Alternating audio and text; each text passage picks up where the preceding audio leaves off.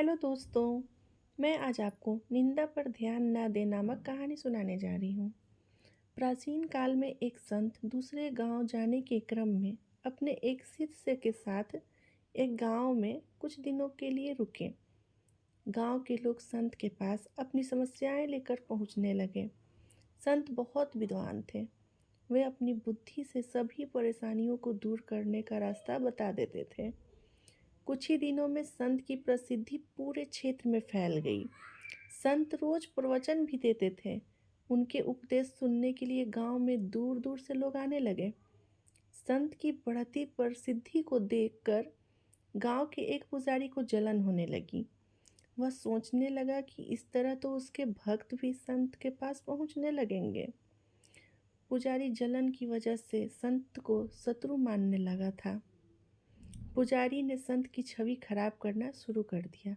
वह गांव के लोगों को कहने लगा कि ये संत पाखंडी है और लोगों को मूर्ख बना रहा है। पुजारी के कुछ साथी भी इस काम में उसका साथ दे रहे थे। एक दिन संत के शिष्य ने गांव में अपने गुरु की बुराई सुनी तो वह क्रोधित हो गया। शिष्य तुरंत ही गुरु के पास पहुंचा और गांव में हो रही बुराई के बारे में बताया।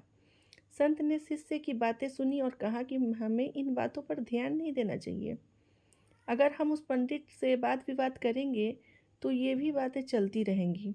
जिस तरह हाथी पर कुत्ते भौंकते हैं लेकिन हाथी अपनी मस्त चाल में चलते रहता है, ठीक उसी तरह हमें ऐसी बुराइयों पर ध्यान नहीं देना चाहिए।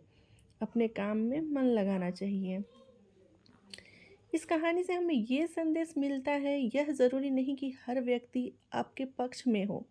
समाज में कुछ लोग हमारे पक्ष में होते हैं तो कुछ विपक्ष में भी। हमसे मतभेद रखने वाले लोग दूसरों के सामने हमारी बुराई करते हैं।